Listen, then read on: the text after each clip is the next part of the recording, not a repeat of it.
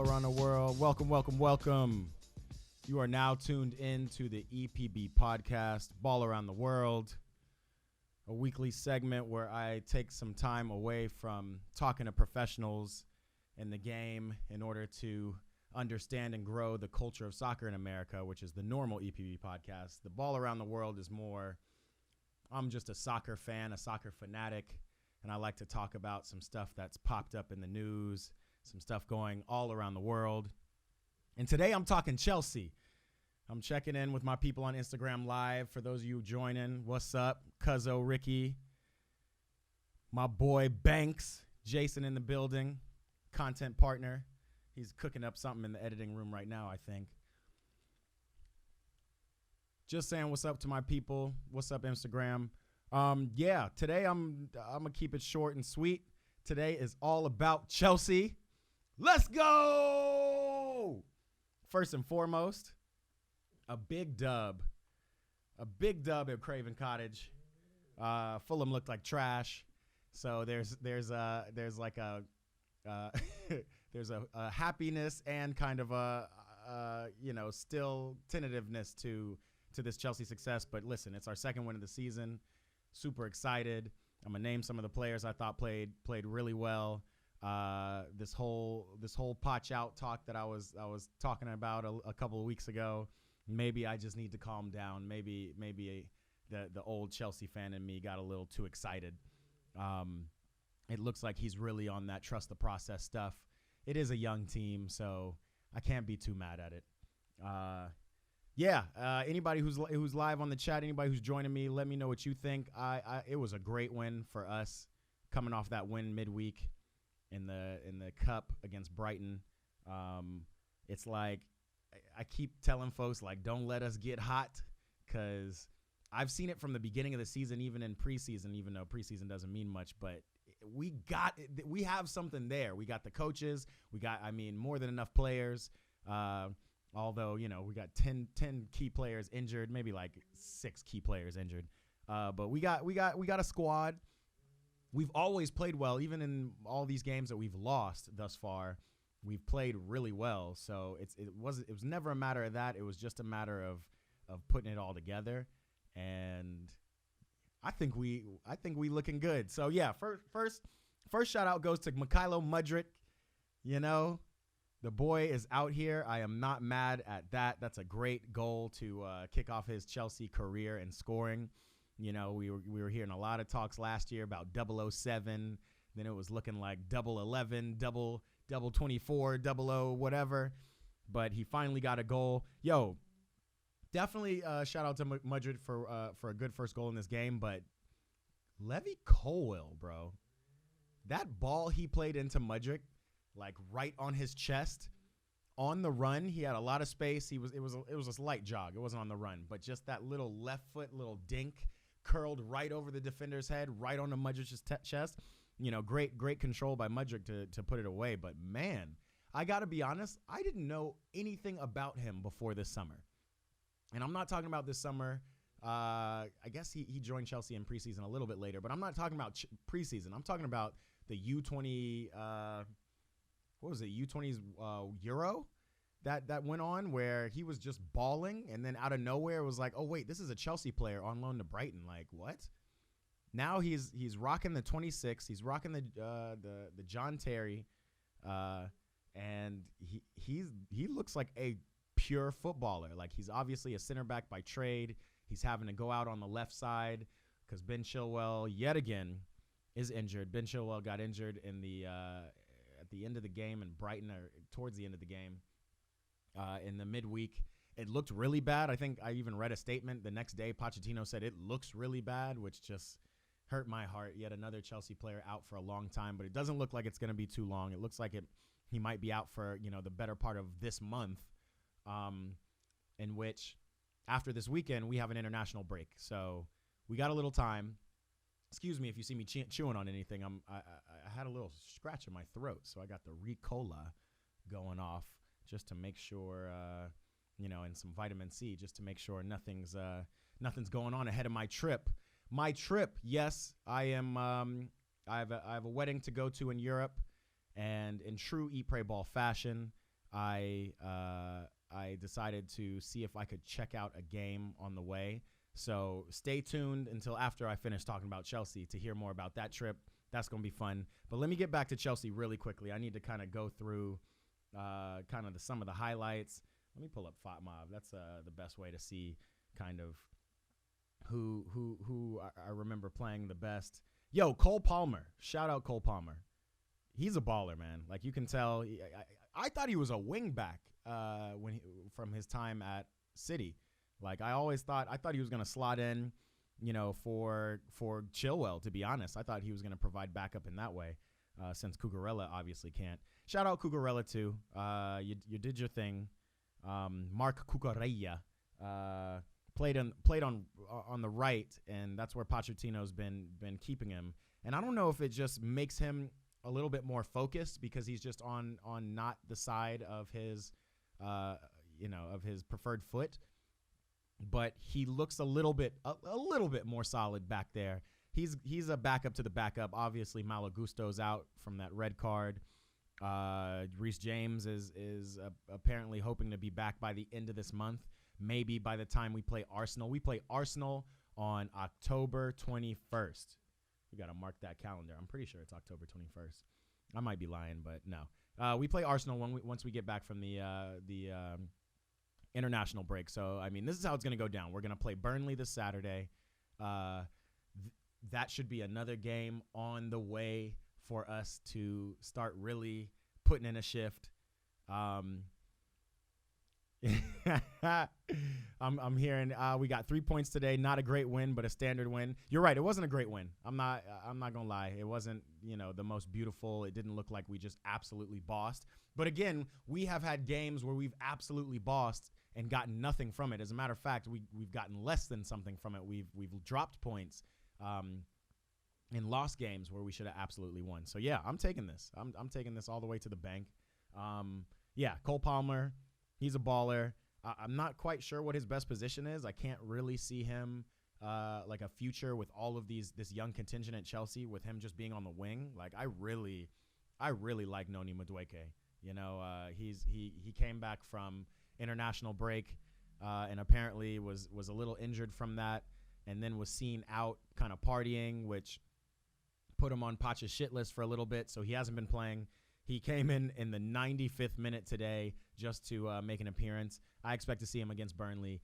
I like him out there on that right wing. So I'm not sure where Cole Palmer will eventually slot in. I could see him in the midfield. Again, I thought he was a wing back. I could see him in, like, if we play that 3-back system, again, he can be on the outside back. But the guy plays the most simple balls, but they seem to be the most effective. Every time I see Conor Gallagher in the middle, and it's just like all you have to do is pass to the striker right at his feet so he can score. It never happens that way. But Cole Palmer, every time you see him, he's got a couple assists already now. He just does the simple thing. He just kind of slots the ball right to your feet, right when you're in the box. He did the same thing to Broha today. Shout out Broha for his goal. A player that I typically forget about because he's just been injured ever since he's gotten to Chelsea, been out of form. But definitely is that, like, target man, brings that kind of big striker energy that I like so much and that we don't really have at Chelsea. So it's something to build off of for sure. Yeah. So yeah, definitely Levy Colwill, one of the best players to watch in that game. Mudryk did his thing. Thiago Silva is on his way to becoming the oldest. I heard the announcer say this while watching the game. On his way to becoming one of the oldest outfield players in Premier League history, and he's still doing his thing. Disasi, Axel Disasi, man, I don't know what to think about him. He's now been our most consistent center back next to Silva. And what is your best ability? Availability.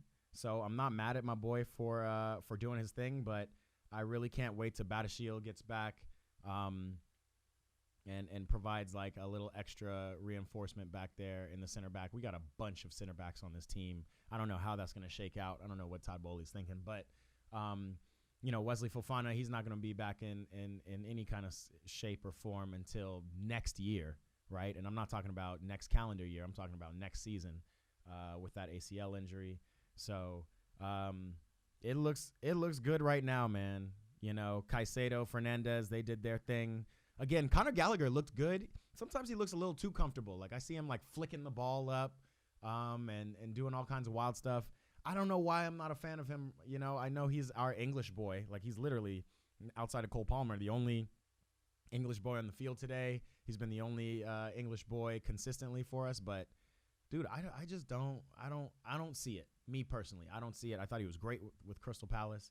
So he doesn't have to prove me anything. He's starting and he's playing in these games and wearing the captain's armband, which I also think is mad disrespectful. I think Thiago needs to wear this captain's armband. I don't know what that's about, but yeah, I mean, he's doing his thing. It's a young team.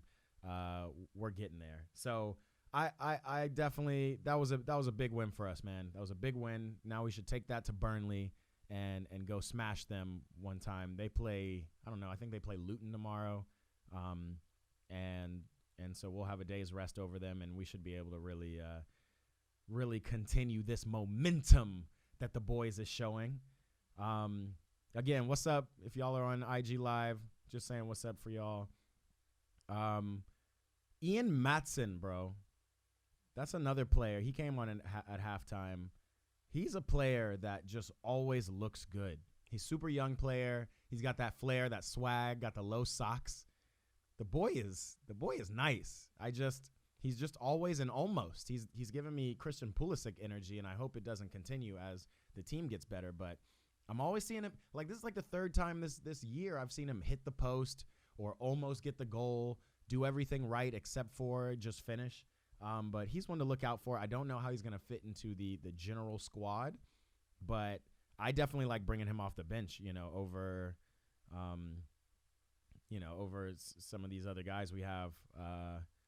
But again, Ra didn't start. My perfect Chelsea lineup as it stands right now is probably Raheem on the left, Mudryk on the right, Nick Jackson up top, Caicedo and Fernandez in the middle. Nkunku, when he gets healthy, will be in the number 10 position. So Caicedo and Fernandez will be sitting.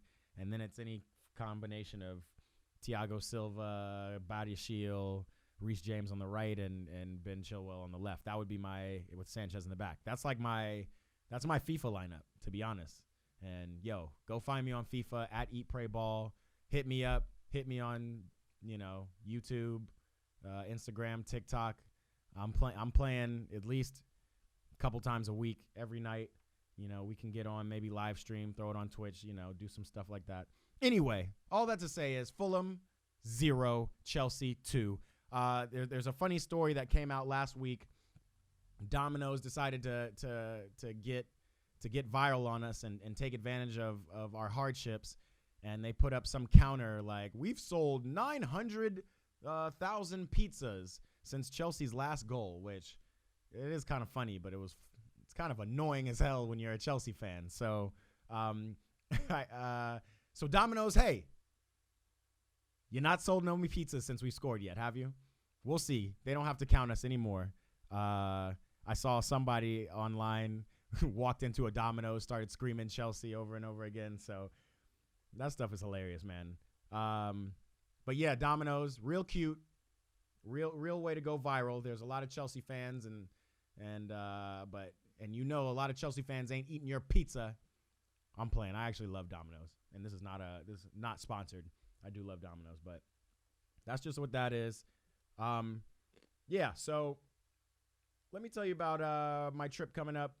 We got Champions League this week. Let me tell you some of the games we got going on. I'm attending a wedding in France. Big fancy. It's really tough to go all the way out to France and not and just turn around, just go for a quick wedding. So I decided to make a very Eat, Pray, Ball-esque trip out of it. I'm going to be vlogging it. Make sure you check my YouTube to see what kind of travel tips I can give you, because the way we doing it is real gutter like usual. So I just copped a one-way into Newcastle. I thought to myself, well, if I'm going to Paris, I might as well go see PSG. PSG do not play. They don't play at home. They go in the Champions League on Wednesday. to St. James Park. They are playing Newcastle. So I'm flying into Newcastle, going to spend a day there. I've already copped some away tickets. Hopefully that means I can wear my my PSG jersey and represent, because, you know, PSG is my adopted team. I love my French boys. I'm going to roll into Newcastle, go watch this game. From there, possibility I might roll down to Liverpool, because they play in the Europa on Thursday. And then from there, I've got I'll take a train. I'll probably take it under the English Channel, which will be a real interesting experience. Again, make sure to keep it locked on the Eat, Pray, Ball YouTube. Please subscribe if you haven't, because I'm going to be posting some updates there about a little fun trip in Europe. And then I'll go to the wedding. I'll come back. So all that to say is we got some big Champions League games that's coming up this week. That Newcastle PSG game is going to be a real test. That's why I really wanted to go see him. It's going to be a real good eye test to see if Paris is the real deal. It's so weird in the league. They're smashing great teams or historic teams like Marseille and Olympic, smashing them. And then they're like barely pulling away from teams like who did they play this weekend? They played let's see, league standings. Yeah, they're barely, they lost to they played what? Clermont Foot. They tied Clermont Foot. They dragged Marseille the week before, and then they lost to Nice. So it's just kind of an up and down in the league, and I don't know what to expect. But again, when I watch the team, they look good. When I look at the names on the roster, they look good. So I'm really interested to see how they fare in the Champions League. Newcastle didn't look too good in their first game against Milan, but they pulled out a draw at home.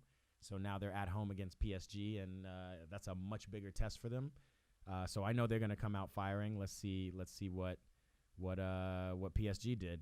It's also worth note to say that Newcastle's coming off a big win, big dub against Man City at the weekend. So they're fired up and ready to go. We're gonna have to see what comes of that. So we got that in the works. Other notable games tomorrow for Champions League. We got Inter versus Benfica. That should be pretty interesting. Benfica's always an interesting Champions League team. Arsenal play Lens. Another crack at, people keep telling me how much of a Farmers League France is. Let's see what Lens does against Arsenal. Arsenal came back to the Champions League after a 6-year absence. Absolutely balling. It was, who did they beat? They beat like Antwerp or somebody. I don't know. I can't even remember, but they smashed them. And this will be a bigger test playing against Lens. Dortmund Milan is going to be another one in that group of death. Including PSG, Newcastle, Dortmund, Milan.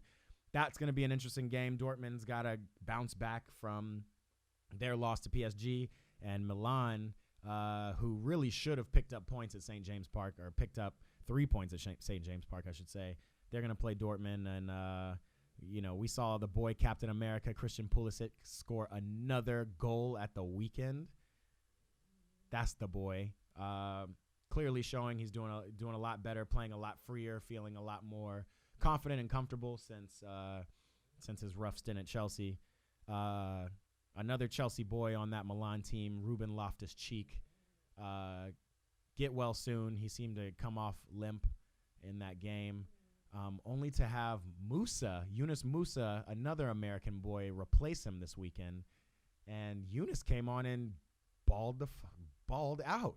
Like, that man was balling. He really should have scored a worldie of a goal. It was cool. If you haven't seen the highlights, go back and look at the highlights. He touches the ball in a circle, touches it down, and then full swings a volley, but the keeper saved it. Really good play from him. He looks good. Milan have a lot of good-looking individuals and even look good as a team, but they clearly look like a team that is just formed. So they're going to need some time. They're also going to need a striker. Just shot a podcast with my boy, Chris Ohanian. Milan is his team, so you hear us talk a lot more about that. Coach Andrew Julian joined the chat. No football, no life. What's up, brother? Am I gonna see you at the Angel City game tonight? It seems like it is Marta's last game of the season. She's playing here in LA against Angel City. So we will see her. Hopefully I see you out there, Andrew. Catch you down there. What else we got? We got Porto, Barcelona on Wednesday. That should be pretty interesting. Leipzig, Man City. You know, get a chance to see the boy Xavi Simons, who's been balling this season at Leipzig. He's gonna go up against the champions. So we'll see how it goes. Other than that, man, it's just a good day. It's a good day to be a Chelsea fan. Hopefully we keep that momentum going. Again, hey, I appreciate you tuning in with me. I go live.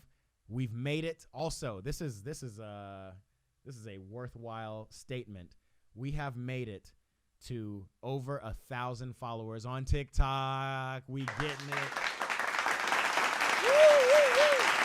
Yeah, we're trying to grow. I'm trying to grow this community, you know, so we can do more things and talk more shit. So definitely engage with me. Hey, we see Andrew. I know you see the June Endo shirt signed by June Endo herself. We're gonna go see her play tonight. Yeah, we've made it to over 1K followers on TikTok. So we're just trying to build, man. So lock in with me. We're going to be shooting content, creating content, having fun playing soccer, doing soccer things, challenges, giving away money, prizes.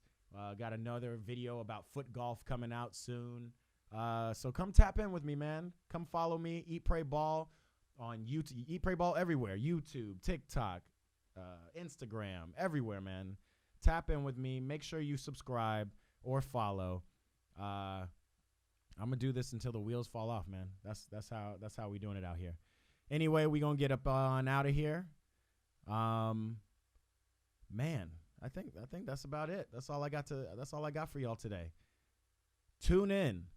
Again, I'm pushing out to Europe. I'm going to the game, PSG Newcastle on Wednesday. Make sure you hit that YouTube and subscribe so you can see more. I'm going to try to go live at least, but also the stories. Make sure you catch in on the Instagram stories. There's going to be a lot of stuff popping up. So I will holler at y'all then. Otherwise, it's the EPB podcast. It's your boy, Matt Marshall, and this has been Ball Around the World. I'll holler at y'all soon, all right?